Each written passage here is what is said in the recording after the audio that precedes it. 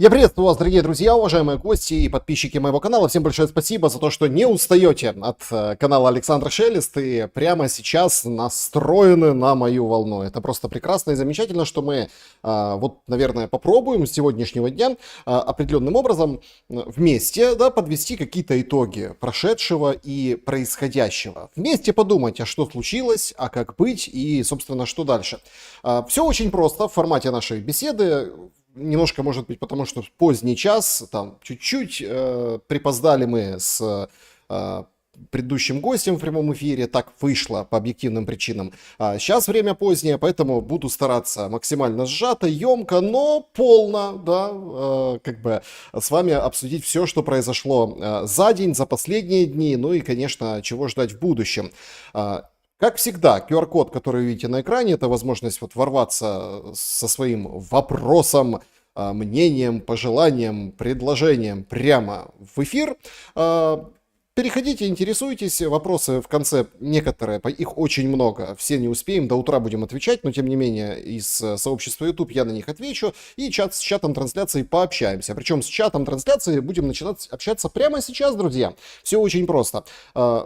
Напишите, пожалуйста, откуда вы смотрите. В последнее время для меня это очень важно, потому что, я, во-первых, для себя познаю, я очень любил в детстве географию, и прям знал многие названия населенных пунктов там в разных странах, столицы мы играли, я помню, друг с другом, какая столица того или другого государства. И поэтому читать, откуда вы пишете, всегда приятно, просто потрясающе и здорово, что вы это делаете.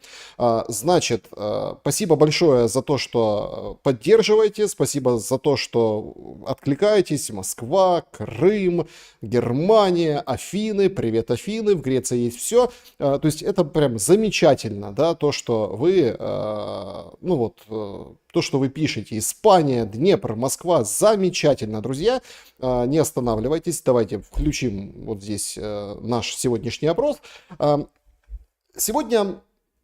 Сейчас будем обсуждать, проснулся же Трамп, и не просто проснулся, а он встречу провел с норвежским премьер-министром, так на него пальцем показывал, когда говорил о давлении на Россию, мол, премьер-министр знает. Мы всего коснемся, обо всем, скажем так, поговорим, но эпизод вот этот я решил вынести на сегодняшнее голосование, в конце подведем итоги. Послушает ли Путин Трампа и прекратит атаки? Имеется в виду по Украине. Ему журналисты задают вопросы, а вы что думаете, а Путин послушает вас, вы сказали прекратить, он говорит, да, прекратит. Что думаете вы? Варианты ответов. Да, но есть нюансы. Слово нюансы привязалось к Путину, при прошлой итерации, позапрошлом визите Виткофа. Нет. Или подслушает сразу после Зеленского. Вот такие варианты, поэтому голосуйте, друзья. Великолепно. Страсбург, Сумы, Иваново, Беларусь, Ростов, Дортмунд. Привет, у вас там Боруссия. Значит, прекрасно, что вы видите, что вы слышите и что мы с вами вместе. Значит, сразу, должен обозначить определенные моменты. Опять-таки, шум – это проект, где мы обсуждаем и с вами делимся впечатлениями, вы в комментариях, я на экране, о том, что происходит со всеми, с разными процессами, событиями в уголках разных мира. И, конечно, топ-тема, потому что я украинец, вот все-таки то, что происходит в Украине. Для меня очень большая честь, я просто такой, как это называется, на ютубовском, дисклеймер, я очень рад и очень благодарен прежде всего своей аудитории. Вы самые лучшие, вы просто бубочки, мои самые замечательные. И я отдаю вам честь и уважение за то, что вы, несмотря ни на что, остаетесь здесь, на этом канале. Какие бы там повороты судьбы, исторические его, скажем так, не ожидали. Вы самая лучшая аудитория. Это дисклеймер, это с этим посылом. Давайте поговорим о новостях. Тем более, что поговорить есть о чем. Неплохой ресурс, неплохой канал. Это Дональд Трамп на русском. Сборки всех, скажем так, проснувшихся заявлений Трампа. И вот он выходит и, собственно, много тут вырезок встречается с Ну, в общем, рекомендую в Телеграме, если кто хочет следить вот именно за потоком мысли Дональда Трампа. Он встречается, это буквально вот-вот случилось, с премьером Норвегии. И понятное дело, что ему вопросы задают не только по Норвегии, а по всему на свете. И это на самом деле заявление его настоящий, ну, такой coming out. Да? Значит, Трамп заявляет, уступка России заключается в прекращении войны, раз, и отказе от захвата всей территории Украины. 2. То, что Россия не забирает всю Украину, это большая уступка. Сейчас очень много, скажем так, камней летит в сторону Дональда Трампа, и я полагаю, что полетит еще много. Но чтобы охарактеризовать и понимать, да, то, что произошло в Лондоне, срыв переговоров на министерском уровне, но поговорили с Китом Келлогом, Ермак его обнял, договорились договариваться. Зеленский мчит в ЮАР, там, ввиду трагических событий, о которых тоже мы упомянем сегодня, он сокращает свою программу или говорит, что сокращает свою программу. О программе президента сложно судить, тем более, что непонятно, что сократил Зеленский, но как бы визитом в ЮАР демонстрация была своеобразной силы, мультизадачности банковой. Мол, мы едем в ЮАР, а ЮАР там проблема определенная со штатами, хотя президенты созваниваются, об этом непосредственно Рамафоса, президент ЮАР, говорил, но не суть. Вот мы начинаем с вот этого компромисса, с вот этого заявления Трампа. Вот компромисс — это обоюдные уступки. Трамп говорит, что уступки — это не захватить всю Украину и, да, вот, остановить войну.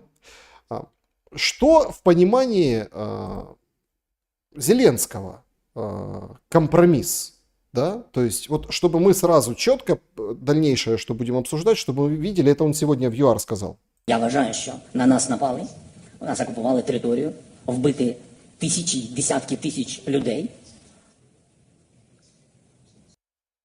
Пауза. Заметьте, то есть на нас напали, убили десятки тысяч людей. Пауза. Заживо поховано багато дітей і дорослих. І те, що Україна готова сісти за стіл перемовин після сісфаєр, після повного припинення вогню з терористами, які все це влаштували на нашій землі, виключно на нашій землі, це великий компроміс. Вот. И зачем я это показываю, демонстрирую? То есть мы сейчас имеем заявление президента Трампа и Зеленского. То есть мы видим вот эту зону напряжения. Мы, вот кто следит за каналом, за интервью, разбирали, а что произошло, а как так, как можно договориться. Это прямо противоположная позиция. То есть Трамп четко говорит, Россия не перепона для установления мира. Это его слова, это цитата, это не пропаганда, это вот его цитата. Зеленский говорит, мы готовы к любым переговорам, но прекратите огонь. Ход новый, ход, не скажу, что интересный, но важный, но он перекликается с 22 годом. Помните, когда первые ракеты полетели по Украине, когда это все бомбило, все были в шоке, очереди в военкоматы, все пытались себя защитить, помогали друг другу искренне, а не за средства и распил гуманитарки, которая валяется в Борисполском районе, вся гамузом, там люди, европейцы, сердобольное передавали, и об этом есть расследование, это правда. И нашли там через пару лет вот этот склад, могильник, да, там пропавшее все на свете. Сколько там на складах, ну, это не важно. То есть это перекликается по настроению с тем 22 годом. Проблема только в том, что мы не 22 год сейчас переживаем, и с вами у нас на дворе год 25, но зона противоречий вот такая. То есть Трамп говорит, вот уступка России. Зеленский говорит, сам факт того, что мы готовы к полному прекращению огня, безоговорочному, и садиться за стол переговоров, это уступка. Это очень важно понимать ввиду того, что, собственно, происходит вот вокруг вообще всего вот этого мирного трека. Завтра Уитков у Путина. Некоторые говорят, да успокойтесь, там это не будет по Украине, это будет почему-то другому, там где-то Иран приплели, там вообще геополитические интересы. Нет, ну понятно, что он поедет по Украине, это ясно, как белый день. Он едет по Украине. По Украине и будет договариваться дальше. Ему уже напутствие вывалил Блумберг, говорит, смотрите, вспоминают вот эти планы, слитые планы. Слитые планы – это вообще отдельная история, потому что вообще непонятно откуда на ровном месте скандал произошел вокруг Крыма. В чем скандал? Зеленский перед Лондоном дает брифинг, пресс-подход и говорит, есть мандат у моей переговорной группы, они договариваются о 30 днях перемирия и все. Рубио, Витков разворачиваются и в Лондон не едут, отправляют Келлога, который передает, собственно, этот план Трампа. Вся пресса пишет, что он отверг этот план и так далее, и так далее. В интервью Шапира тот благодарит, что США, там, да, ну, тоже известный Бен Шапира, интервьюер, он там уделил время, скажем, Зеленский уделил время ему, тоже там большое интервью на американскую аудиторию, там, где США и русские всегда враги, а мы жили в Советском Союзе, мы это знаем, как никто, поэтому верьте нам. Там очень много таких посылов и месседжей, таких отборных, да, вот ну, таких вот, четко на американскую аудиторию, и оно понятно, потому что у Трампа даже Fox News четко сводку дает, что рейтинг там 44 или 42%, сейчас вылетел из головы, внутри Соединенных Штатов, ну, самый худший за 100 дней у там предыдущих президентов. Короче, за 100 дней еще никто не смог так разонравиться американскому избирателю. По крайней мере, так говорит Fox News, которых не уличишь в ну, такие вот предвзятые отношения. И вот, собственно, Зеленский вот это выдает. И Зеленский, ну вот, пытается тогда, да, вот сорвав фактически этот уровень переговоров, уйти на другой уровень. На уровень «заставьте Россию прекратить огонь». Схема понятная, ну вот расклад понятен, то есть чего хочет Зеленский. У него для этого есть серьезные, конечно, поводы по поводу прекращения огня. Жуткий обстрел сегодня ночью, ну вот, да, там почти сутки назад, жуткий обстрел Киева, там по другим городам летели. Мало сбили, это вот четко, честно признает ПВО, это демонстрирует Зеленский. В той же Южной Америке говорит, что, ну вот смотрите, ПВО, дайте ПВО и вообще давайте это все прекращать. Снова используются, конечно, элементы трагедии. Действительно, соболезнования всем, кто потерял родных и близких. Там целые истории демонстрировал там, 1+1, еще какие-то каналы о том, что учительница с одноклассниками пришли искать из-под завалов. Похоже, что это не его искали, 17-летнего парня, там семья 17 лет, 19 лет, там дети. То есть, ну, это обычный жилой дом в Соломенском районе. И, конечно, это зверство, это ужас и это кошмар. Причем очень интересен, вот если мы переходим к этому событию, очень интересен шлейф политический. То есть понятно, Зеленский использует трагедию, говорит, остановите огонь, а потом давайте говорить. Ну вот, это его позиция. Вот на это моя уступка. Уступка Трампа озвучена выше. Сейчас пойдем дальше по поводу киевского обстрела сегодняшнего. Жах, ужас и кошмар. Но все показывают. Я так даже удивился, думаю, елки-палки, а что такое? То есть там агентства, официальные там городские или еще какие-то телеграм-каналы говорят, смотрите, то есть вот прилетело, вот этот адрес, вот эта улица, вот этот дом. Опять переполнено все ужасами и зверскими вот этими фотографиями, которые, понятно, я показывать не буду, все прекрасно понимают, как из-под завалов достают людей. Трагедия кошмарная. Вопрос, где ПВО и почему Киев сейчас не самый защищенный город? Вопрос номер один. Вопрос номер два. Что за, собственно, мы видели вот эту горящую ракету, да, которая там, именно эта ракета угодила в этот конкретный дом? Она сбита, повреждена или она просто летит и горит вдруг? То есть тут тоже возникают вопросы. Но эти вопросы никому нельзя задавать, потому что, ну зачем, да? То есть жуткая трагедия, русская ракета. Всем все понятно. И дальше понеслась, то есть заявление и, собственно, вот эти вопросы Трампу, а что вы там, скажите, что Путин закончил огонь, я сказал, он закончит. То есть вот такая логика. Причем самое интересное, что важный, я считаю, очень важный вот этот момент, он все-таки, о нем нужно сказать. Люди все равно выкладывают определенное видео, и вот что, наверное, нужно чем поделиться, это вот этим молодым человеком. Полностью все разъебашь. Значит, Приехал на ну, работу, он матерится, у вас лет ругается. 11. подальше. А это у нас третий, второй ряд полностью. Значит, он показывает гаражи. Гаражи, говорит, третий, второй ряд, все как бы разворотило. Все разъебашило. Извиняюсь за маты, без матов никак. Ну, Одна машина сгорела, вторая. Ну, короче, тут, получается, каскадом идут гаражи. Это у нас, получается, верхний этаж. Идет каскадом гаражи. Это нижний. Вот это все. У людей погорели машины. Тут кто-то занимался, знаете, бизнесом своим, еще чем-то. Вот так в один момент все накрылось. Поэтому клиенты там некоторые переживали, мне писали. ну это, На раз у нас в гараже. это человек, собственно, он в гараже тоже ну, занимается, да, то есть, Все в порядке, конечно. говорит, да. у него все в порядке. Обошло. Это все нас обошло. Так, у нас с машинами все в порядке, ничего не прилетело, осколок. Ну, то есть, понятно человека, да, ну, он там Осколков дальше. тоже нету, все четко. Так что клиенты, не переживайте. Этот человек, он СТОшник. Он занимается тем, что на гаражах, ну, понятно, покраска, рихтовка, какой-то, ну, там, дефекты. Все же, конечно, очень переживают, потому что отдали там несколько машин, они могут обработать, и вот отдали и переживают. То есть, вот такое видео там, да, вот разыскали, как бы разослали, что, в принципе, человек это все вот показал, что такой ужас и кошмар, там, материться и так далее. Но, ну, то есть, понятно, да, разворотило, горело, все и так далее. Он же как говорит, там кто-то бизнесом каким-то занимался, кто-то еще чем-то занимался. Вот это видео ни в коем случае, конечно, не оправдывает ничего, никакие там ужасы и боли утрат людей, которые там погибли под сбитой или ну, как бы сбившиеся, мы не знаем, нам ПВО не рассказывает, сводки только дает и все.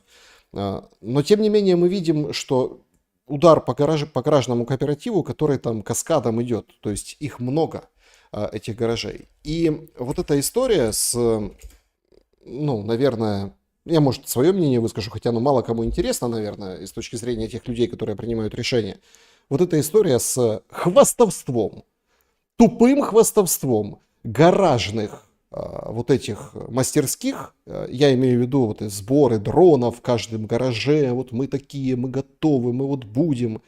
Это вот не напоминает Верещук и центры сопротивления, которые будут готовить всех желающих там по... Вроде как тактическая медицина, ничего такого, все такое гуманитарное, а потом берет и рассказывает, что ведение боя, дроны и так далее. То есть все понимают, где гаражи, ну там примерно, да, где гаражная застройка. И это не страшная тайна. Страшная тайна, наверное, то, где, собственно, конкретно собирается, там нужны разведчики, там должен быть слив. И туда прилетает. Вот такая вот как бы бесхитростная история, и вроде бы все, ну, в духе войны, да. Мы же, ну, украинцы, мы же сами рассказывали, что смотрите, какие мы мощные, там у нас в каждом гаражном кооперативе свой там цех стоит и так далее. Вот теперь полетело по гаражным кооперативам, это причем не в первый раз. И вот если этот парень просто сделал такую, ну, как бы он очень важную роль отыграл, потому что понятно, куда били, и понятно, что там что-то долетело. Кто-то срисовал, отдал, прилет был. Но он же это делает не там умышленно, абсолютно. Он просто записывает сторис многочисленным своим клиентам, что ребята, все нормально, я продолжаю работать, вот машины, приезжайте, забирайте, не переживайте. Потому что люди в том районе, они прекрасно понимали, куда что попало, и этот парень мог, ну, и сам пострадать, его клиенты пострадать и так далее. Сегодня, кстати, прошел такой очень важный, ну, такой момент сообщения, то есть вот это вот журналисты направили опрос одного из телеканалов, и СБУ дало ответ, что 450 человек, ну, за вот это последнее время, да, то есть 450 человек получили уголовку за то, что снимали и показывали. По сути, этот парень, который просто оправдался так, да, он не снял просто свой гараж, а просто снял это, что вокруг, да, что его обошло, он тоже попадает под эту уголовку. Вот такие правила. Но ясности становится больше. Россия выносит сейчас то, о чем треплются, да, вот, собственно, вот эти все на телемарафоне политики и остальные товарищи, которые генерирует потужность. И это не от большого ума. Вот не от большого ума. Вернемся к ЮАР. То есть трагедия жуткая, еще раз, там, соболезнования, да, это страшно, но не надо рассказывать, что у нас гаражный ВПК. Вот к чему, вот мораль всего. Не надо этого рассказывать, не надо убрать их под землю, надо оборудовать. Чтобы оборудовать, нужны деньги, нужно вырыть нормальный котлован, нужно туда зайти, нужно там все обустроить, завести туда этот бизнес, которым вы так гордитесь. Мол, смотрите, у нас там заказов, правда, нет в Минобороны, да, они там куда-то пропадают, эти заказы. И бизнес говорит, а дайте нам возможность продавать вот, ну, на сторону, да, в другие страны. Но, тем не менее, в гаражах у нас все классно и потужно. И вот теперь получается, как бы вот военная цель — это простые гаражи, а у кого-то там просто машины стояли, кто-то там всю жизнь живет, пользуется, и вот такая война получается. Это к вопросу о гражданских военных объектах, как это все переплели в вот этой будущей, наверное, какой-то, ну, как бы партизанской войне. Значит, Зеленский в ЮАР. Не хочу долго как бы смаковать эту тему, буквально там пару моментов, давайте на них остановимся. Значит, по поводу Лондона, что говорит Зеленский? Почему, ну вот, не получилось? Я впевнений, що Росія розраховувала на великий скандал вчора. І навіть деякі емоції лунали в медіапросторі, але це все одно емоції. Значит, говорит, Россия рассчитывала на большой скандал вчера, и даже эмоции звучали. Ну, он знает толк в эмоциях, эмоции звучали, но это всего лишь эмоции. Росії не подобається союз навколо України, тому що Україна, якщо вона буде на самоті, для Росії є більш легкою ціллю. Хоча, скажу вам відверто, за ці 3 роки цієї війни ми достатньо міцні, навіть в перші дні війни, коли ми... А вот тут интересно, говорит, останемся одни, будем легкой жертвой, но мы достаточно мощные, ну, твердые, даже в первые дни войны. були майже одні, майже. Ми змогли вистояти. Повірте, зараз ми набагато сильніші. Але все одно ми більш за всіх хочемо закінчення війни. І це наше бажання. І зустріч сьогодні ми починали з президентом Рамафозою говорити не про економіку, хоча це важливо, а про те, як завершити війну. Про те, як примусити до повного, безумовного припинення вогню. Значит, ну, то, что там мы были в самом начале одни, совсем одни, можно спорить, да. Кстати, у Шапира там тоже в тизерах, в анонсах уже есть это полное видео, там он ему приводит сразу цифры, сколько миллиардов, сколько миллионов выделено, а он такой, ну, вот это вот все. Немножко путается логически, сам это понимает, начинает себя исправлять, но в конце, да, что он говорит? Мы приехали и начинали не с экономики. Не, мы приехали, чтобы заставить Россию. Бедный президент ЮАР. Вот прям бедный. Я, ну, с точки зрения, смотрите, почему? Это не снисхождение к нему, там, у них своя история, своя там политическая культура, она во многом завязана на классическом понимании дипломатии, дипломатов, как это все выглядит, зачем и почему. Он выдал вот такое заявление, ну, знаете, это, конечно, нечто. Представниця НПР спитала, чи готова Україна відмовитися від деяких територій. Значит, заходит издалека. Ну вот, мне его жаль. У него встреча, он там, ну, понятное дело, там, это большая двадцатка. И он говорит, представитель НПР, это медиа, да, спрашивает, а что там по территориальной целостности? Те, що ми вважаємо однією із передумов, але тут маємо фокусуватися на бажанні. Значит, мы считаем как бы предпосылкой или там условием окончания войны вот это вот, ну, территориальную целостность. Вопрос решить, компромисс мы считаем условием. То есть все, и все понесли издание, что, да, то есть, ну, Рамафоса говорит, надо делить. Или там надо отказываться от территории, или каким-то образом договариваться, отступать. Но он потом начинает, что ну все-таки зависит от желания Украины. на готовності України іти до безумовного припинення вогню. Саме таке припинення може справити відповідний тон для продовження переговорів. Ну, то есть он сказал в этом заявлении и вашим, и нашим. Вроде как он поддержал Зеленского, гостя он поддержал, потому что, ну как гостя нельзя поддержать, с одной стороны. С другой стороны, он говорит, что, ну, это вот условие, это вот предусловие окончания войны. То, о чем Венс говорил там вчера, то и вот это вот так, да? Почему жали Рамафосу? Потому что его... ну как, не то что использовали. Это, наверное, хорошее слово. Почему плохое? Использовали. Ермак публикует, скажем так, момент, что вот мы будем давить на Россию. Мы здесь, чтобы давить на Россию. В ЮАР давить на Россию. ЮАР, которая в БРИКС, ЮАР, которая там нормальные отношения, которые там собирали группы по урегулированию, по мирному соглашению. Они приехали давить Рамафосу. Более того, вот это сообщение, оно тоже странно трактуется. Я, например, не понял, почему. Может быть, я недостаточно компетентен в этом вопросе. Вы же видели вот эти все футболочки, там флешмоб были, все футболочки «Вернем наших детей». Речь идет о каких детях? Это важно. Тех, которые, ну, когда идут боевые действия, с востока Украины, с юга Украины, и российская армия заходит и забирает их, эвакуирует подальше, ну, туда.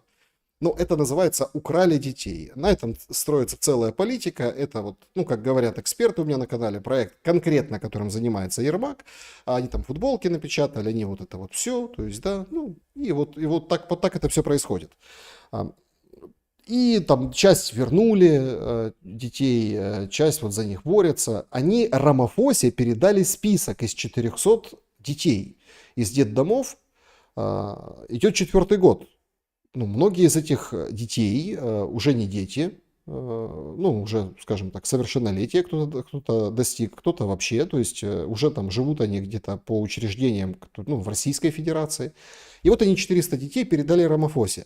Что будет делать Рамафоса с этим списком? Вот что? Вот это самый такой у меня вопрос возник. Ну, то есть одно дело там Папе Римскому, который почил, да, тоже передавали эти списки. Какие-то там, не знаю, организации международные. Рамафосе привезли, чтобы показать, ну, повязать и продемонстрировать медийно, что он на нашей стороне. Вот он сократил из-за удара по Киеву программу, и об этом написали. Раньше так не писали. Раньше там, я не знаю, это когда в Шефира стреляли, да, он там, я в ООН, ну, до войны, помощника бывшего. Я в ООН, я там срочно вылетаю из Америки, вот такое произошло. Кто стрелял, что стрелял, какие пули нашли, были ли вообще пули, там показали какие-то, да, ну, а кто, как. То есть это тайна, покрытая мраком. Были какие-то разборки, и вот он срочно телеграфировал из-за океана. Здесь точно такая же история. Вот тебе 400 фамилий, типа спасибо и так далее. Вы же помните овальный кабинет? Такая же, ну, точно так же. Смотри фотографии. Ну, то есть, на, тут берешь, все, ты с нами. То есть, вот такая методика и вот такая медийная, ну, как бы ловушка от банка, вот такие технологии. Это просто, чтобы все понимали. По поводу Зеленского, вот что из интересного он еще сказал в ЮАР. Так воно не працює. Якщо заявляє Росія, що вона готова до припинення вогню, треба їм зупиняти масові удари по Україні. Тому що терпець, я не знаю, у кого там щось від... Значит, здесь он говорит, так не работает, надо... Это конкретный ответ на конкретный посыл Левит, пресс-секретаря Белого дома, которая говорит о том, что, ну, терпение заканчивается у Америки. Терпение заканчивается. Ну и Зеленский отвечает. Бувається всередині, але терпець не витримає саме українців. Розумієте? Бо ми під ударами. Ніхто більше. Я нікому цього не бажаю, але ми під ударами російських ракет. Мы под ударами российских ракет, у нас оборвется терпение, а еще не оборвалось, вот тоже вот очень интересно. Опросы проводят, там какие-то такие, они такие полупроплаченные, ну, заангажированные, да, еще какие-то вещи. Причем при всем уважении к тем, кто проводит опросы, все понятно. То есть, ну, а терпение у украинцев не может закончиться.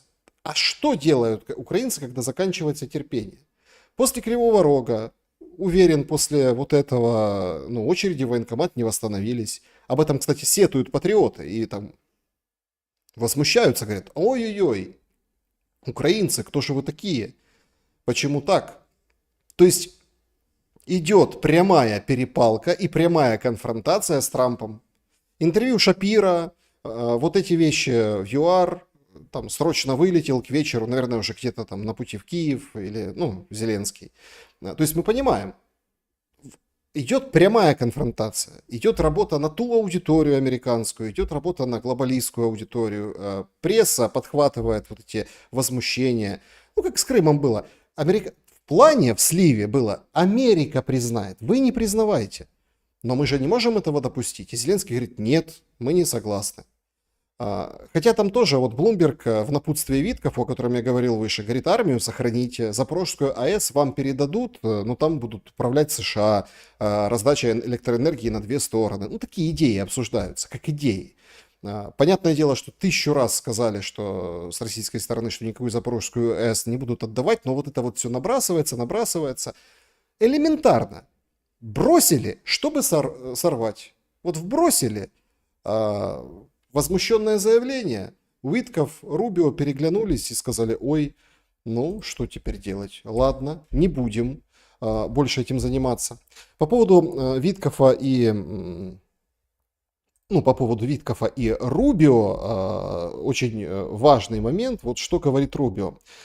Перед нашими партнерами были поставлены вопросы о том, что нужно предпринять, чтобы положить конец войны. Эту войну можно прекратить. Обе стороны должны согласиться с этим. Мы показали путь вперед, мы обсудили эти идеи. Вчера состоялась хорошая встреча, в выходные будут еще хорошие встречи. Мы показали им финишную черту. Нам нужно, чтобы они оба согласились, говорит непосредственно Рубио. Ну и Трамп продолжает про Крым. Они потеряли много территорий. Когда вы говорите Крым, это означает, что он был передан при президенте Барак Хусейн Обаме. Это не имело никакого отношения ко мне, было 11 лет назад, и они приняли решение, не было ни одной выпущенной пули, никакой драки, ничего не было, они просто отдали Крым. Теперь они спрашивают, могу ли я и вернуть его обратно. Я думаю, что это будет сложно сделать. Крым отдал Барак Обама, когда он был президентом, а не Дональд Трамп. Да, вот так ответил по поводу Крыма, ну вот непосредственно Дональд Трамп. Вообще по поводу Дональда Трампа очень замечательно, ну, как бы работает Банковая. Об этом тоже нужно сказать, буквально там пару слов. Ну, во-первых, да, как работает. И это тоже очень важно. Значит, работает принципиальным образом. Вот очень таким, ну, нарочитым. Значит, вот это, ну, это как бы, это смешно должно быть всем украинцам. Владимир Стоп, это его цитата приводится, да, о том, что остановитесь. Ну, типа Янукович, да, остановитесь, переделано с искусственным интеллектом лицо, типа Трамп Янукович. Ну, вот так. Но больше всего, конечно, нужно понять, как идет отработка в медийной среде против Трампа. Это вот этот пост, да, вот, инсайдер, вот, пожалуйста. Значит, идет встреча. Значит, и, ну, понятно, никто не слушает, все просто видят. Люди бесконечностей, да, на встрече с, ну, бывшие солдаты на встрече с Трампом. И он говорит, пишет украинский ресурс, так, ребята, вас ранили, да? Очень хорошо. Вас ранили? Ой, потрясающе. И вот, собственно, лицо, удивление. Короче, вот такой Трамп, вот такой вот он негодяй, представляете? Трамп. Не в защиту Трампа. Давайте вот все-таки... Ну вот чуть-чуть. Понятно, что английский это дело такое, да, кто-то понимает, кто не понимает. Но вот что, как это было.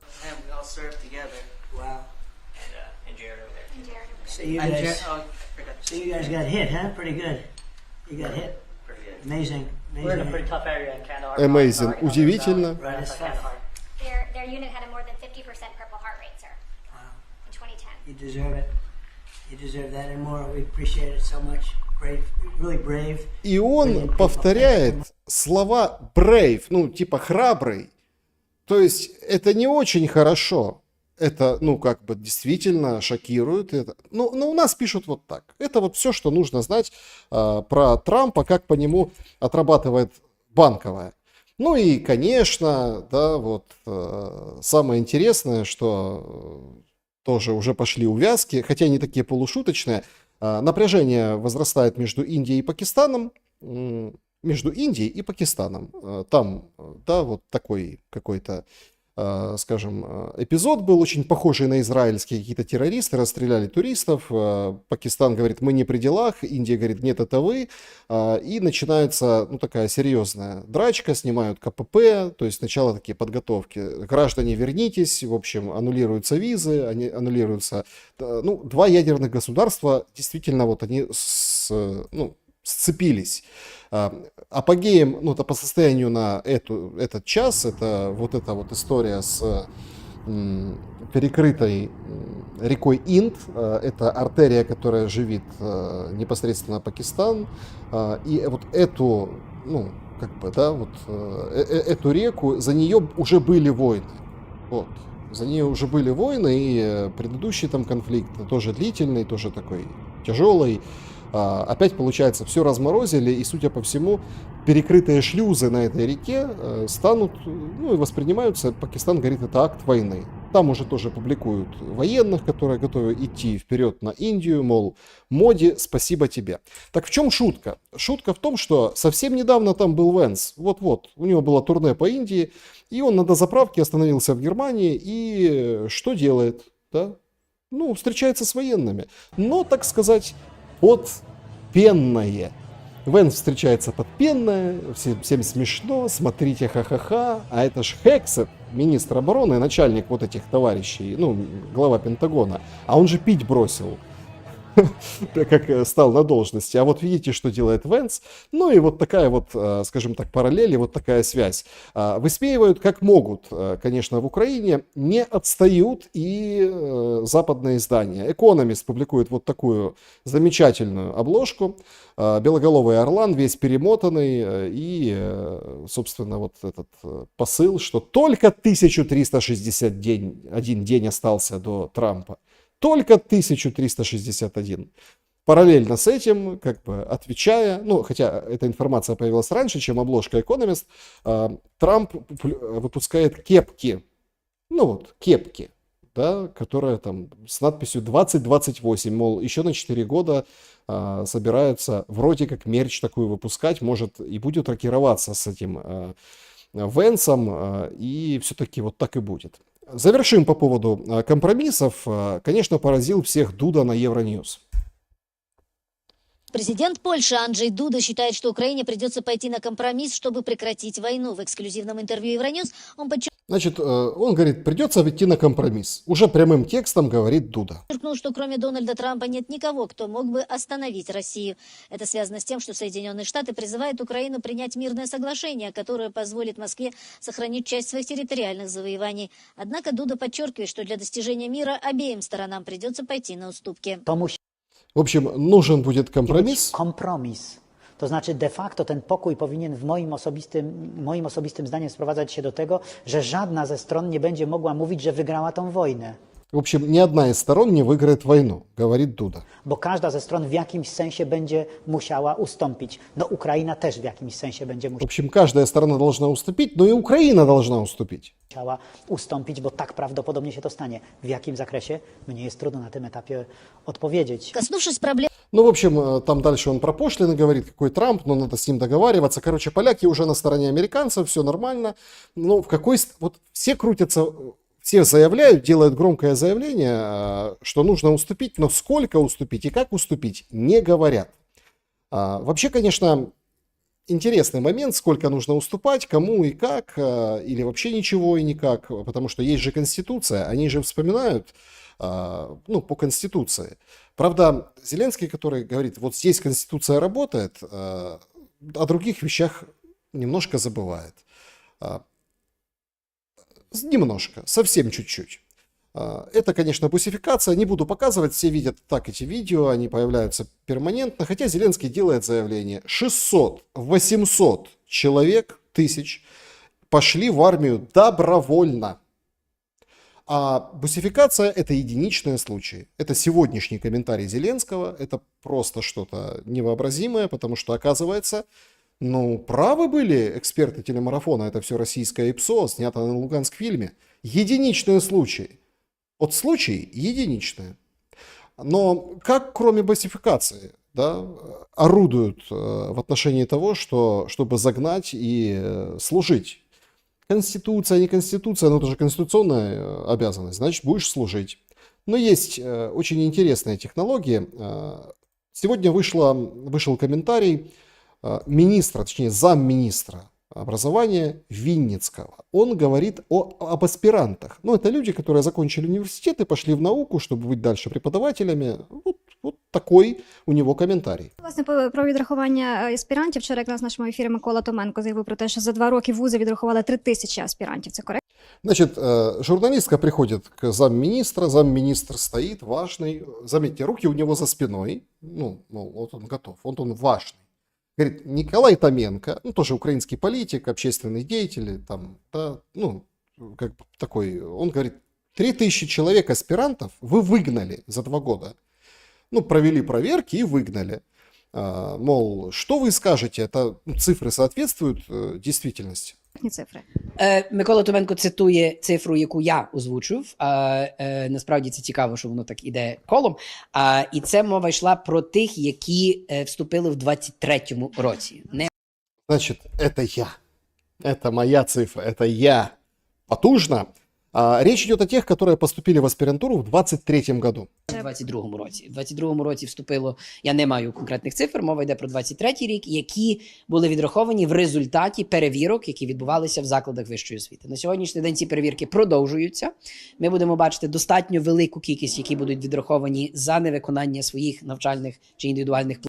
В общем, схема какая? Ты идешь в аспирантуру, там тебе дают, не дают, там, ну, какие-то, ну, в зависимости там разное есть. Можно просто поступить в аспирантуру и типа идти писать диссертацию, там, кандидатскую. И там сверяешься, ходишь, отмечаешься с преподавателем, который тебя ведет, и занимаешься таким образом наукой. Это дает возможность отсрочки от армии в этом возрасте, да, вот, после университета. Ну, в общем, они устроили проверки. Планів за результатами сесії, які відбуваються в червні. А ми так прогнозуємо, побачимо, як воно буде. Перевірки тривають. Ці перевірки відбуваються, ну, достатньо так. Це зараз була змінена постанова Кабінету міністрів, яка дозволила робити інтенсифікацію цих перевірок. Зараз ми це здійснюємо. І я думаю, що в червні місяці ми будемо бачити достатньо велику кількість відрахованих. Постанова це не Ну, то есть мы вот сейчас занимаемся, в июне выгоним всех. Ну и тут решила добить журналистка. ця 13193. Я перепрошую, я тільки маю сказати, наша ціль не є відрахувати.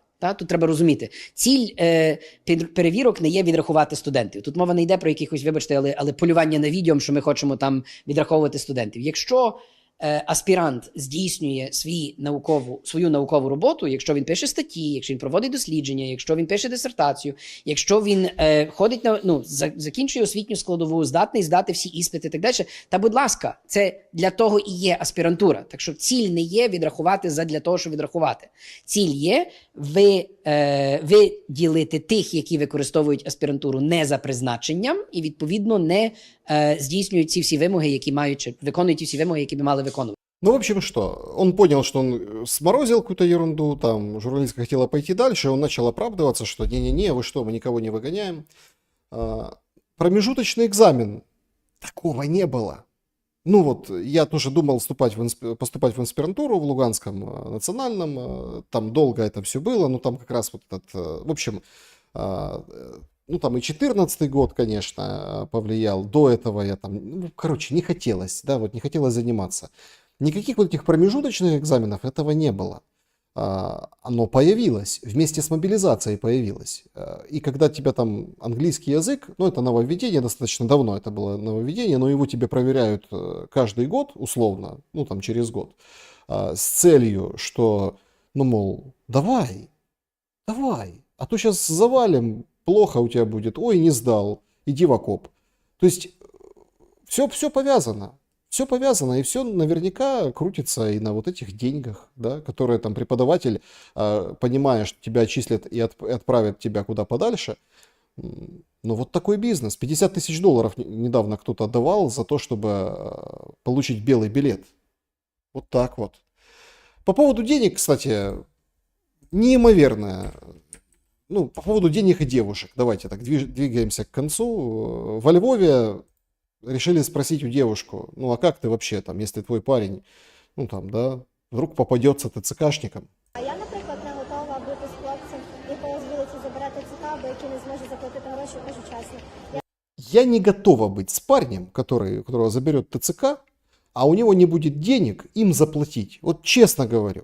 Ну что значит, что это за парень такой, которого взяли за седалище, а он не может откупиться? Я не буду чекати нікого і так далі, бо ти не знаєш, що ти вернешся чи що. Я не буду тебя ждать. Я не знаю, вернешься ты или шо, или чешо. Или чешо, говорит она во Львове. Но дальше продолжает вообще замечательно. Тут страшно, що тебе ракета вб'є, а там... Тут страшно тебя ракета убьет, а там... То есть ей во Львове страшно, что ее убьет ракета. Ну, при всем уважении, конечно, летели ракеты по Львову, то есть вот ей, она ходит, ей страшно. На фоне вот этого удара по Киеву, на фоне вот этих прифронтовых городов, этот Покровск утюжат, сносят с земли, там люди остаются, живут. Ей страшно, а тут вообще за какого-то парня. Ну, в общем, вот такие дамы, вот такие, так сказать, у них взгляды. Ну, а это как бы такой видеофакт. Я так понимаю, что ну, близится 9 мая, мы еще встретимся там, неоднократно, наверное, 9 мая, мы еще там, может, что-то обсудим, с вами пошумим по этому поводу. Ну вот с приближением 9 мая Москва, аллея славы городов. Ну, в общем, снимают просто люди, они вот это вот все демонстрируют, и в конце, вот в самом конце добавились города украинские. Мариуполь и Мелитополь. И есть еще, как говорится, место. То есть, когда Трамп, мы с этого начинали, говорит, что уступка, да, вот это вот, не захватывает всю Украину, но место еще есть. Мариуполь, конечно, настрадался, это ужас. Мелитополь взяли, ну, там, без боя, просто ушли и все. Но вот они там у них, они вот уже выгравированы. Ну, как-то, Ганула уже нет. Это не в Одессе, это в Москве. Поэтому заставляет задуматься. Вот думаю, что эта война, это так, зацепка, крючок на будущие эфиры, она, или вот даже не война, а вот эти договоренности, они очень плотно лягут в этот, тем более 80-летний, да, юбилей Победы 9 мая. Вот очень плотно. И за этим тоже будем наблюдать, разбирать, где там, ну, элемент пропаганды, а где не пропаганды. Не знаю, напишите вы в комментариях по поводу, там, пропаганда это или не пропаганда, и как к этому отнестись, да, что продлили немножко вот эту аллею в Москве, да, на Красной площади. Да, дорогие друзья, как всегда, да, думал коротенько, да, ну, получилось не совсем коротенько, но все-таки вот такой шум. И я с большим удовольствием, ну, давайте подведем итоги нашего сегодняшнего опроса. Послушает ли Путин Трампа и прекратит ли атаки? Ну, вот такие голоса, да, вот такое голосование. Вот, собственно, что мы получили сегодня по голосованию за этот, ну, по этому вопросу. Да, 5%, 9% послушает сразу после Зеленского, 42% нет, не послушает, будет бить дальше. И 44% уловили, наверное, смысл этого варианта, что да, но, как говорится, есть нюансы. Значит, друзья, сразу давайте, есть суперчат, давайте с него начнем, пока, как говорится, не пропали эти сообщения, а то я тут отвлекся на новости. Значит, Евгений пишет: Зеленский некорректно сравнить словом президент, это Иуда, как он обманул избирателей, благодаря им он стал, это говорило одно, а втянул всех, да, в другое. Ну, что вам сказать, Евгений? Да, вы правы. Обещалось совершенно другое. Особенно сейчас, на этом фоне этих скандалов, которые мы обсудили по поводу территории и всего остального. Это, ну, помните, он рассказывал, мне важны люди. Мне люди важны, не территории. Люди. Территории — это вообще прошлый век каменный. Сейчас нет, понимаете? Сейчас другая история. Сейчас люди, которые погибли, скорректировали его график в ЮАР. Это цинизм большой политики, это, возможно, это не обвинение, это, но это вот так работает. То есть у каждого человека вот это ЧСВ, чувство собственной важности. С моментом войны, противостояния и с моментом того, как идет история, оно растет. И вот оно выросло до таких пределов, что вот, мы срочно вылетаем назад.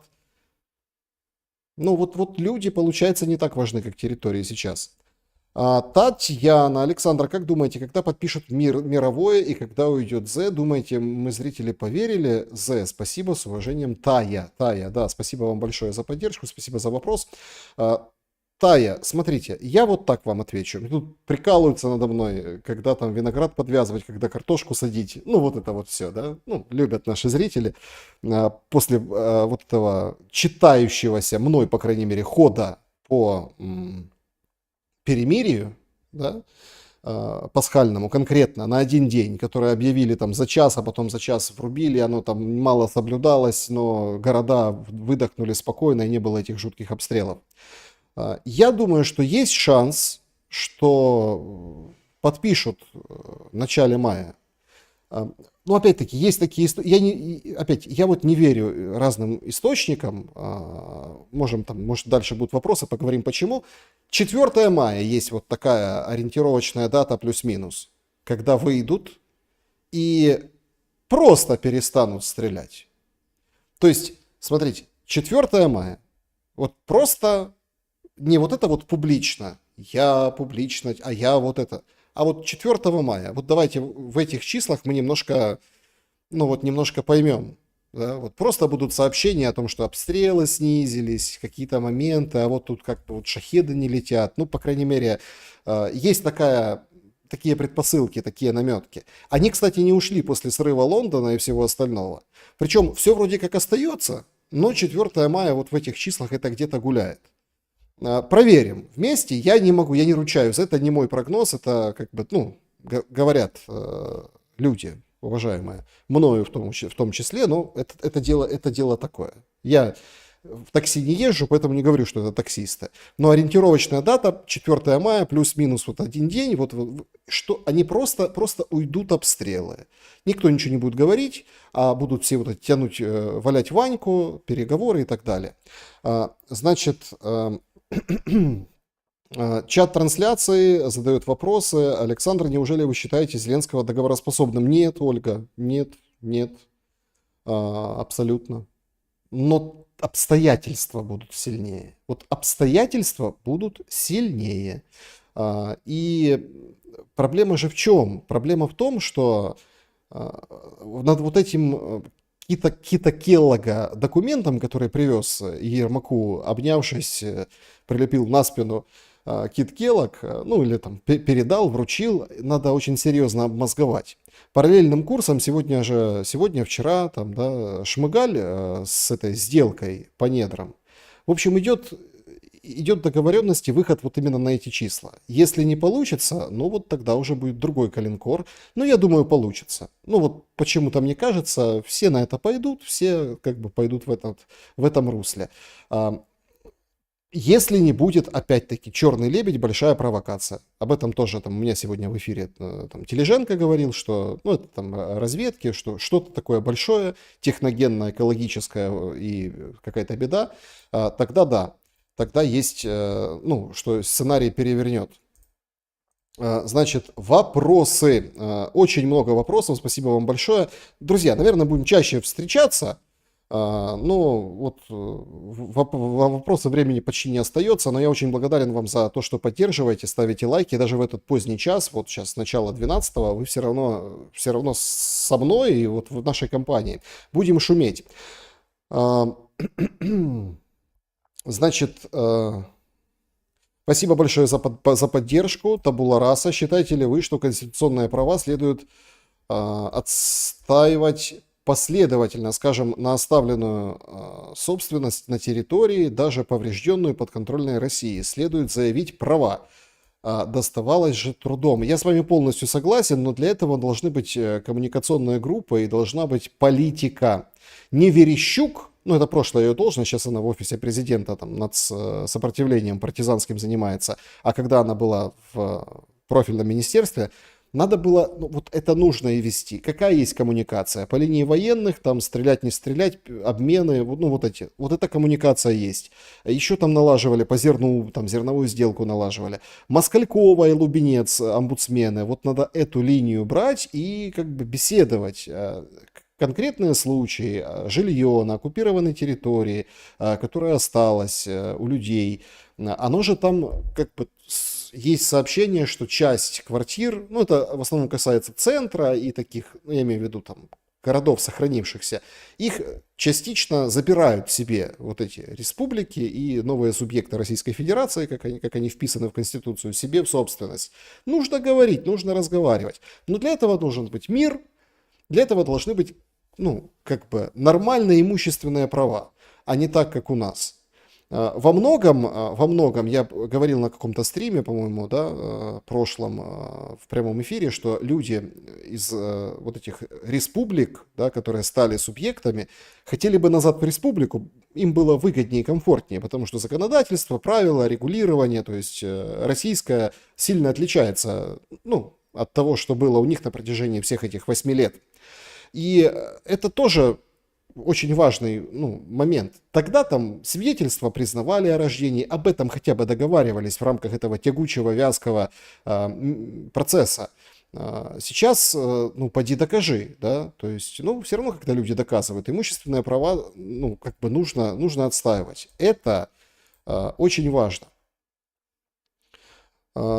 Значит, Александр, мир вашему дому. Павел, почему Зеленский отказался от Стамбула? Ваше мнение? Ну как почему? Потому что Борис Джонсон приехал, сказал, будем воевать. Он поверил в поддержку.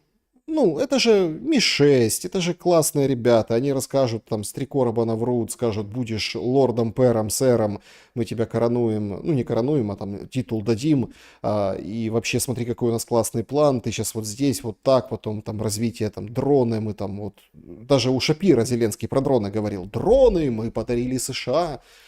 Технологию, а США не знали об этой технологии. То есть это все наше, говорит Зеленский. Ну, понятное дело, что британцы рассказали ему как бы такой, ну, магистральный путь этой войны, и поэтому он отказался. Значит, Саша, какое ваше мнение, что нужно делать, чтобы СССР 2.0 имел право на жизнь? Идеология. Андрей Иванов меня спрашивает. Ответ и ключ в этом идеология.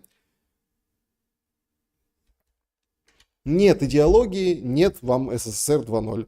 У всех свои традиции, но нет, ну, опять-таки, советский человек, да, стандарты идеологические, думать вот так, вот это все, вот эти рамки. Этих рамок сейчас нет в современном мире, поэтому СССР 2.0, ну, может, вы какой-то другой подтекст имеете в виду, но он невозможен. Беларусь не с Россией в одном государстве, да, в союзном, да, в дружественном, да, там все как бы, и там Искандеры у них, и орешники говорят, но это не СССР 2.0. Это можно так назвать, но по сути это не то.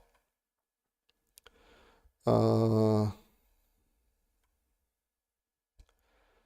боже мой. Ірина Тильна. Ти, сучий син, ще живий, та й ми, українці, знаємо, що ти ще живий, неважливо де. Добра і света вам, Ірина.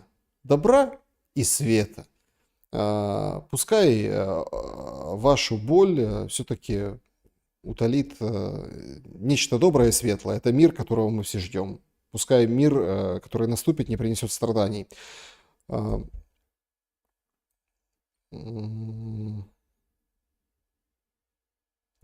Значит, это сообщество YouTube я листаю, вот, поэтому, как бы, да, поэтому не думайте, что мы с чатом сейчас не пообщаемся, пошумим и с чатом тоже. Почему вы утверждаете, Петр Белоус, что режим в агонии? На мой взгляд, если Зе может позволить дерзить Трампу и не соглашаться на его условия, значит он чувствует силу и поддержку. Петр, не совсем так может быть. Не совсем. Силу и поддержку он чувствует откуда? То есть, Британия, вот сегодня Таймс пишет, мы войска отправлять не будем. Нет, мы, конечно, с Украиной до конца. Но мы же помним, как Байден говорил, мы с Украиной столько, сколько нужно. Здесь дело в игре. Это игра. То есть, понимаете, здесь дело в фишках, комбинациях. Просто кто-то в шашки, кто в шахматы играет. У Трампа больше доска, чем у Зеленского. Но он всячески пытается, вот таким вот образом, изменить мнение, надавить через общественность. Ему объяснили, что там США, двухпартийная система. Помните завод в Пенсильвании? То есть нормальный президент, просто даже президент в предвыборную кампанию туда бы не поехал. Но ему рассказали, научили, науськали, дали понять. Он же не сильно, разбирается в этих политических тонкостях, играх и игрищах. Тем более у него был эпизод с Трампом, после которого ему засветил импичмент, когда там опубликовали стенограммы. Вы помните, где Зеленский говорил, я хочу быть на вас похожим, на Трампа, это первый срок. То есть его так ведут, ему так объясняют. Ему так объяснили, и он выходит, отыгрывает, роль, вот эту свою, по вводным. Режиссер сказал, тут эмоция, тут загадочность, здесь шутка, здесь еще что-то. И вот он пошел. Вокруг люди, режим-то мы-то видим, то есть мы-то видим, что люди уже, когда тебе из зрительного зала кричат «не верю», но это не Смоктуновский, или не верю, это не то, Станиславский, я к чему? Из зала, все, вспомнил, это мне рассказывал один режиссер, преподаватель, из зрительного зала, когда тебе кричат «не слышно», то это значит, ты плохо играешь. Потому что если ты хорошо играешь, то к тебе будут прислушиваться, тебя услышат. Даже если ты там где-то ушел на шепот или где-то, в роли. То есть вот эти моменты, вот это он теряет. Сейчас он в этом теряет. И обстоятельства складываются так, что, понятное дело, Трампу выгоднее, Трампу интереснее туда с Россией делать деньги, Европу усадить, чтобы откачивала Украину после этого нокдауна, я имею в виду исторического, что является вторжением, или не откачивала, сильно там откачали ту же бывшую Югославию, Боснию сильно откачали. Значит, спасибо большое, что хорошие отзывы оставляете и про канал, и, собственно, вообще поддерживаете. Это просто прекрасно. Еще один вопрос сообщества YouTube. Отправляемся в чат. Как по-вашему, почему по Зеленскому до сих пор не прилетело? Я думаю, потому что он устраивает. Вот элементарно просто устраивает положение, не Зеленский, положение дел. Песков же как говорит?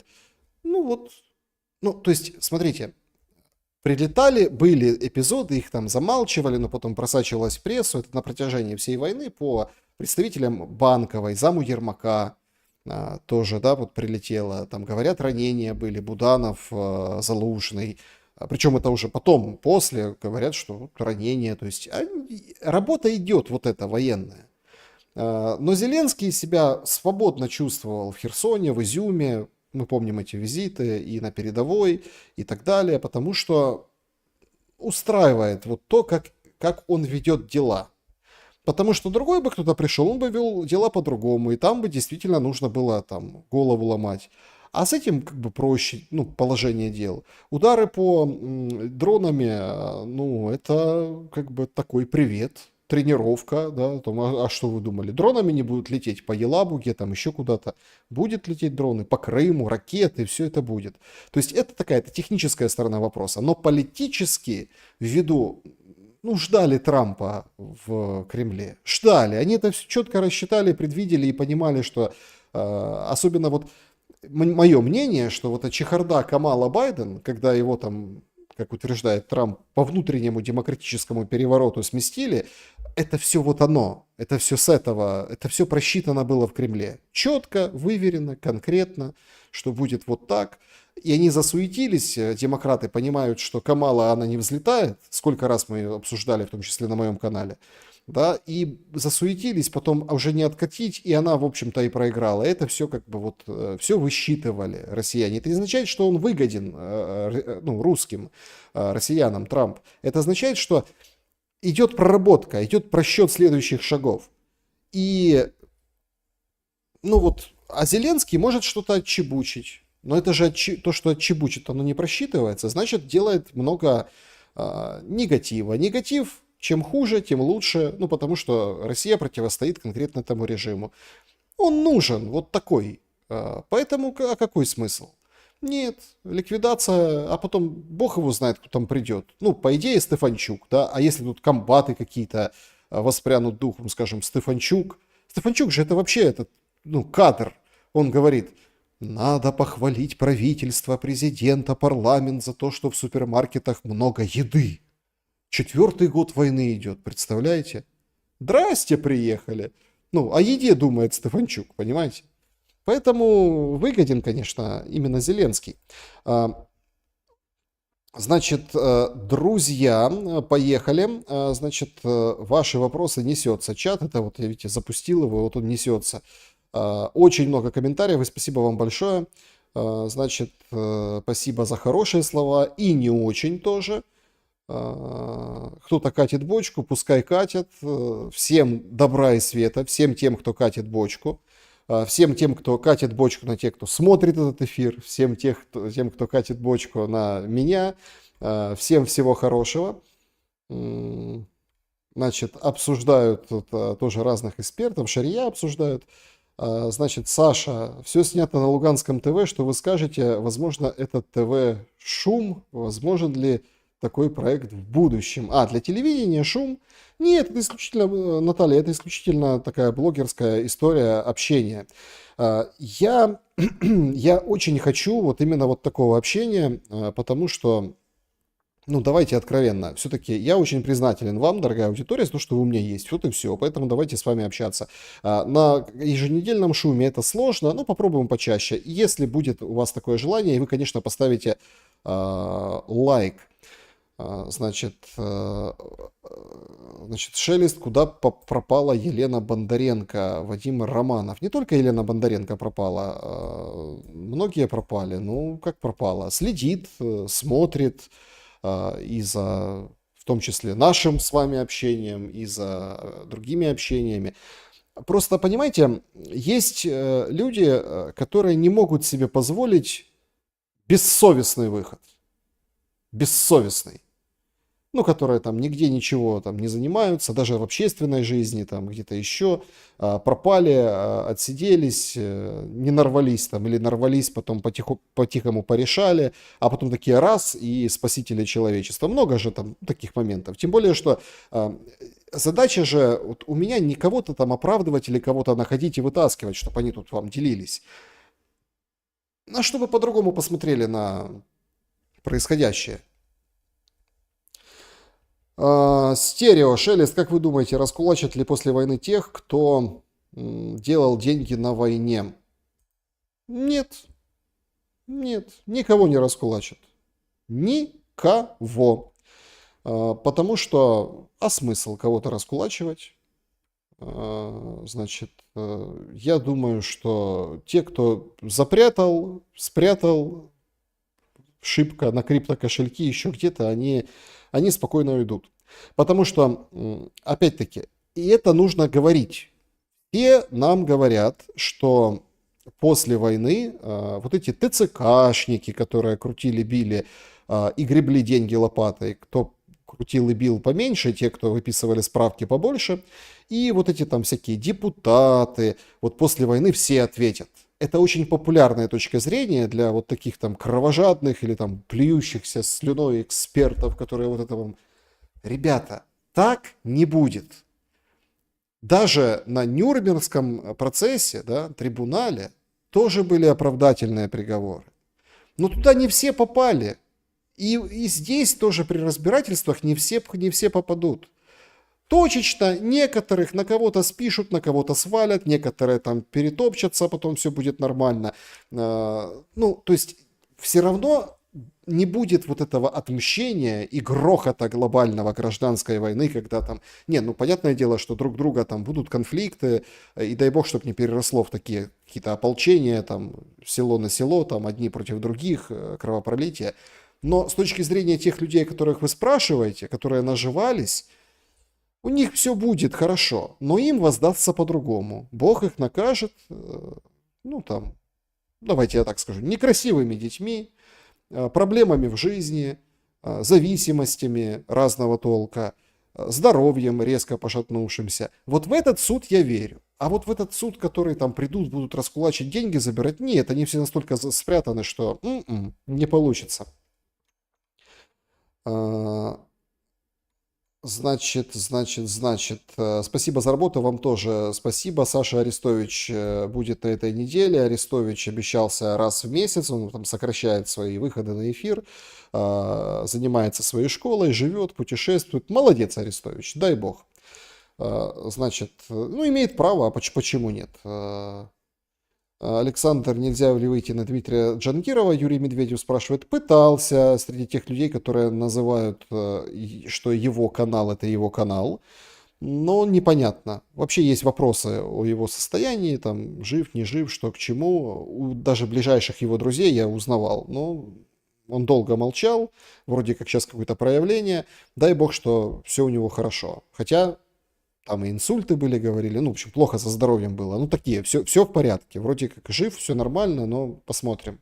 Это все вот, лично, когда я узнаю, я тогда буду говорить. Не буду распространяться, тем более так. Значит, Саша, что с Карасевым? Ирина Дуве. Он подал в суд, адвокаты не рекомендуют пока выходить в эфиры, ну, чтобы как бы не нарываться на предвзятость, да, при процессе. Но с точки зрения законодательства ему можно выходить, выступать, это все никакие там, то есть по закону можно, но пока вот там вот эти, хотя бы там начальная стадия вот этого процесса, там пока он подается, все там в визире, ну, в общем, пока так, пока вот так. Нина Астахова, Шелест, мы за тебя переживаем. Да все переживают, конечно. Значит, Гуцал Кожухова, Шелест льет воду из пустого в порожнее, лишь бы всем было хорошо. Гузал, или как правильно, да, Гузал, смотрите, а может и задача, чтобы всем было хорошо? Ну или хотя бы неплохо, хотя бы там все были живы. Может, в этом и смысл вообще деятельности публичной, потому что мы, по-моему, теряемся, загоняемся в ненависти в каких-то моментах. Ведь если настроить свое мышление, чтобы вот все-таки на какой-то конструктив, позитив, на дело, да, даже в условиях жуткой там ненависти и эмоций, может тогда есть перспективы, потому что если вот Зеленский отставил вам, говорил про эмоции, так а если эмоции, ну все, тобой правят животные инстинкты, эмоции, так а что дальше? Пускай все горит, пускай все умрут, то есть... Ну, вот такая вода из пустого порожня. Денчик, санкции к тебе к лицу, они пошли тебе на пользу. Ты просто, я думаю, ты сам заметил, что многое поменялось. Вопрос, как думаешь, почему украинцы более кровожаднее, чем русские в комментариях? Ну, это смотря в каких и смотря в чьих. Разные бывают паблики, разные комментарии. Ну, смотрите, очевидный ответ, который на поверхности, потому что даже в процентном соотношении у русских, которые приходят в комментарии и чего-то пишут, у них меньше вероятность, что у них кто-то погиб на этой войне. Или кого-то там завалило, или кого-то придавило. Давайте все-таки тоже делать скидку на какие-то вот такие вещи. Я имею в виду человеческих каких-то высказываний и проявлений. Все равно солдат, который вернулся с ПТСР с фронта, он требует жалости. Человек, который потерял близкого, он требует все равно какого-то радушия, внимания. Ну, жалость плохое чувство, наверное, может, мне упрекнете, но вот какого-то понимания, сочувствия и сострадания. Даже в душе, пускай, ну, как бы, да, чтобы его самого не обидеть. Это очень важный момент. А чисто статистически Россия больше, людей там, ну, глубинка тоже там больше, это у нас там где-то полупустая эта глубинка. И поэтому вот это все и происходит. И надо это кончать, заканчивать, и тогда этого не будет. А, Значит, имя.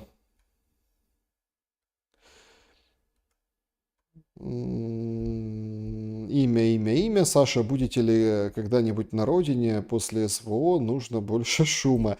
Значит, конечно, конечно буду. У меня там мать похоронена на родине, поэтому я должен к ней прийти на могилу. Конечно, буду. Планирую, да, это очень важно. Ну, духовно имеется в виду. Вот Пасха прошла так, как-то понятно, что там храмы, свечки, ну, не то. Жут же, Саша, как можно объяснить интервью из тюрьмы Дубинского? Ну, как бы из-под полы. Ну, смотрите, научились, ну, малявы же, там, это ж СИЗО, научились передавать. Вот так научились передавать там голосовые ответы. Ну, вот таким образом. Понятно, там искусственный интеллект, это ему за него пишут тексты, голос подставляют, вот это все. Я знаю эту всю историю, что это все, это вообще не он, или другая версия, это ему разрешают. То, как ему разрешают, я демонстрировал в каком-то интервью, ему не разрешают.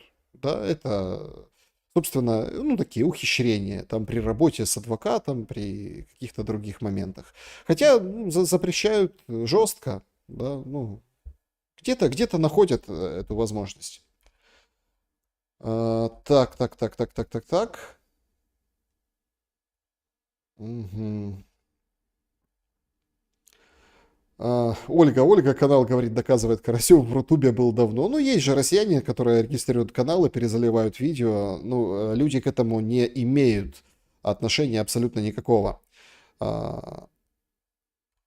Значит, Александр, не жалуйтесь, руководство вашей страны же сказало до последнего украинца, вот и получайте по очереди, а в гаражах дроны собирать не надо, вы всегда между струйками, а мы сразу по фонтану. Ну, почему бы и нет. Значит, Шалун, Александр, Индия перекрыла Инд, да, Совет Безопасности Пакистана это как акт войны расценил, несмотря на соглашение 60-го года. Как думаете, отразится ли на России и Украине? Прямо нет. Прямо не отразится. Но так вот поднимет небольшую бучу. Вполне себе, знаете, понятно, что это там британские старые вот эти все терки, истории, понятно, там британский след в том числе по этому поводу. Я уверен, что это Британия делает в том числе и по поводу Украины. Просто здесь гаснет. Тихонечко, там это все, сейчас оно будет разруливаться, но, в общем, есть другие интересы, или чтобы, ну, как бы, не шибко быстро гасло. Вот такое мое мнение. Но это британская история, ну, это почти 100%. Саша, пригласи Платошкина, Артамонова. Спасибо вам большое за советы, кого звать, кого не звать. Но пока общаюсь с вами. Вот Александра Лукьяновка. Смотрю вас из Киева. Спасибо вам большое за то, что смотрите из Киева, несмотря ни на что. Значит, друзья, время позднее, 35 минут уже, да, после часа. Давайте буквально еще пару вопросов. Александр, как думаешь, Трамп обнародует компромат на Зеленского про всю коррупцию? Трамп нет, а американцы обнародуют. Но это будет добивочка, это будет вдогонку, это будет потом. Решения примутся без этого. Ну, это такое мое мнение, там все будет вот таким образом развиваться, что решения примут без этого. А потом просто как бы вот смотрите, да, вот смотрите, вот так. Это мое такое мнение. Смотрю все время, радуюсь, какой умный Лукашенко, я украинка. Рада, что переехала еще в Беларусь. Очень жалко, что Украина страдает из-за Зеленского. Наталья, спасибо вам большое. Вам спасибо. Александр, а где ваша родина? Ну, Донбассе, где моя родина? Значит, спасибо большое за поддержку. И, друзья, в финале хочу всем очень сказать спасибо за то, что за то, что пишете, за то, что участвуете. Если интересно, ну, вот просто напишите, как бы часто в комментариях хотели бы, чтобы мы вот так вот общались. Спокойно обсуждая день, который уходит, догорает. Для меня очень важно то, что вы пишете, и откуда вы, и свои впечатления, и на предложенные мной темы тоже шумите. Я очень благодарен за то, что ставите лайки, и не просто там репосты все просят, а вот поддерживайте. Это вот самое человеческое, самое главное. Я начинал с этого и закончу.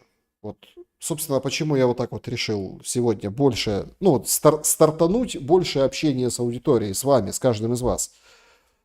Сегодня, именно сегодня решил, что вы самая зубастая, такая классная, такая дерзкая, настоящая, человеческая, вот такая с нервом справедливости пульсирующим аудитория, и я вас очень уважаю и ценю. И, ну вот, вы достойны того, чтобы, ну вот, требовать, говорить, задавать вопросы, чем, собственно, будем с вами заниматься. Всем добра и света, всем доброй ночи, очень рад каждому комментарию, периодически просматриваю, все смотреть невозможно, вы знаете, я одинешенек, только там товарищ рисует картинки, поэтому извините, если там не отвечаю непосредственно на платформе или где-то в Телеграме или еще где-то, но знаю, что все на правильном пути, так как должно быть. И конец ужаса близок, вот все равно близок. Хоть там и рассказывают аналитики, и у меня, и везде, что это все еще долго, надолго, конец года, следующий год, лет 10, 15, 20, 30. Нет, так долго уже продолжаться не может. Для этого есть очень много маячков, о которых мы шумим. Пишите, что думаете по поводу опубликованных мной вставок, нарезок, информации. И, конечно, увидимся в самое ближайшее время. Добра и света в каждый дом. И доброй ночи. Хорошо пошумели.